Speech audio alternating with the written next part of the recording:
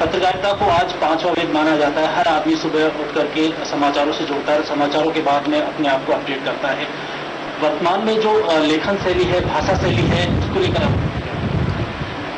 वेद तो मैं अब पत्रकार अखबार को कोई मानता ही नहीं, आप निश्चित मानना, क्योंकि जिस ज्ञान के कारण हम अपने शास्त्रों को वेद कह रहे हैं वो ज्ञान तो अखबारों में तो है ही नहीं, बल्कि ये होगा अधिकतर संपादकों को भी नहीं हो ज्ञान, न वो खुद वेद कभी उन्होंने पढ़े होंगे। आज स्थिति ये है, तो हम अखबारों को वेद करके तो अपने शास्त्रों का अपमान करते हैं। वो ज्ञान का प्रसार कर ही नहीं रहे, वो इन्फॉर्मेशन और नॉलेज दो चीजें समाज में देते हैं, जिसको हम ज्ञान कह रहे हैं, जिसको विजडम कहते हैं, प्रज्ञा कहते हैं, जो वेद का हमारा मूल आधार है, जिसको हम दृष्टि या विजन कहते हैं, वो अखबारों से अब उम्मीद नहीं की जा सकती और वो संभव भी नहीं है। बल्कि अब तो इतना दूर तक तो हम जा चुके हैं कि हम खबरों छापने के लिए भी पैसे लेने लग गए और पूरी दुनिया हमें थू थू कर रही है और उसमें भी शर्म नहीं आ रही। तो आप बताइए फिर हम क्या उम्मीद कर, कैसे ज्ञान की अपेक्षा अखबारों से कर सकते हैं?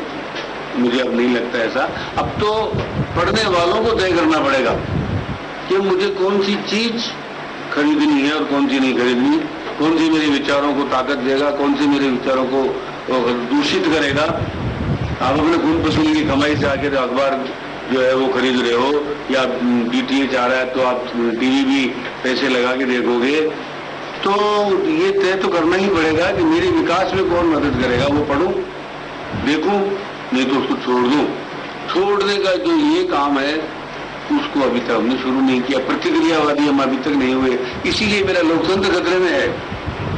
मेरा जनप्रतिनिधि काम नहीं करता, भ्रष्ट है तो भी मैं प्रतिक्रिया नहीं करता, अफसर भ्रष्ट है मैं प्रतिक्रिया नहीं करता। तो जब तक मेरी वो चेतना जागृत नहीं होगी, मेरा अपना अधिकार का बोध मुझे नहीं होगा, उत्तरदायित्व का भी, तब तक कोई परिणाम नहीं आएगा। अब पत्रकारिता के साथ साथ मानवीय मूल्य और लोकतांत्रिक मूल्यों से लगातार जुड़े रहे हैं। आने वाले समय में जो भावी पीढ़ी है उसको किस दिशा में आप देखते हैं? क्योंकि पाश्चात्य संस्कृति का जिस तरह से बढ़ावा हो रहा है, एकल परिवारों का प्रचलन आ रहा है, आपने अभी इस इंस्टीट्यूट ऑफ में जो जिस तरह से छात्रों को संदेश दिया है, तो क्या मानते हैं आपकी भावी पीढ़ी का रुख किस तरफ है? भावी पीढ़ी भोगवादी संस्कृति में जा रही है, भौतिकवाद छाया हुआ है, उपभोक्तावाद छाया हुआ है और संग्रह में विश्वास करती है। आज की शिक्षा ने लोगों को धीरे धीरे आप देखिए कर्म से विमुख करते जा, शिक्षा नहीं कर रही कर्म से विमुख, शिक्षा तो कर्म सिखा रही है आपको, लेकिन वातावरण कर्म से विमुख कर रहा है। मैं अफसर को देख रहा हूँ, कुछ नहीं कर रहा, उसके रोज तो हम घर में माल आया जा रहा है, नेता को देखता हूँ माल आया जा रहा है, फलाने को देखता हूँ आया जा रहा है, ठेकेदार लाया जा रहा है। मैं पढ़ा लिखा, जो मेरी तनख्वाह मिलती है उसमें मेरे बच्चे पड़ोसी की तरफ देखते, मेरी तरफ देखते नहीं है।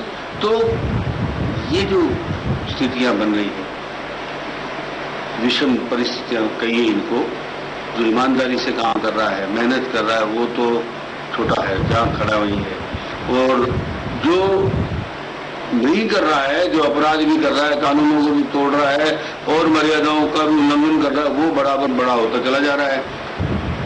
तब क्या हुआ कि अब जो नई पीढ़ी तैयार होकर आ रही, पढ़ लिख करके हायर एजुकेशन के बाद, वो भी रातों रात लखपति करोड़पति बनना चाह रही है। अब वो येन गेन पकड़े ना आए उसके बाद उसको अब उसकी चिंता नहीं रही, कहाँ जा रही पीढ़ी। अब उसका कारण यहाँ आपको समझ में आएगा कि उसको भी पैसा चाहिए। जब सब लोगों को देखना ले जा रहा तो मैं क्यों नहीं ले जा रहा? अब परिस्थिति और मूल्यों की, चूंकि उसके पास शिक्षा नहीं है, संस्कार उसको इन्होंने दिए नहीं है, संस्कृति की जानकारी उसको है नहीं, भूगोल से वो जुड़ा नहीं है, उसको ये पता नहीं कि मैं इस धरती का अगर रहने वाला हूं तो मेरी पहचान के साथ इसका कोई लेना देना है, उसको कोई लेना देना नहीं है। तो वो भी आंख बंद करके सारे अपराध करने को तैयार है, सारी गलतियां करने को तैयार है, सारी मर्यादाएं छोड़ने को तैयार है। किसी तरह मुझे भी पैसा मिलना चाहिए, और उस वजह से आप यूँ समझिए कि घर में कष्ट, कलह या रोग, ये सब आएंगे। ये हमारी नियति हमको सिखा रही है।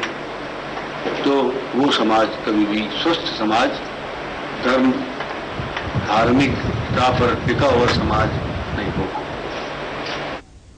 तो कोठारी मानते हैं कि समाज में पत्रकारिता में कई परिवर्तन है, लेकिन फिर भी लक्ष्य से भटकना नहीं चाहिए। इस बुलेटिन में बस इतना ही। बने रहिए आप हमारे साथ, आगे खास खबर।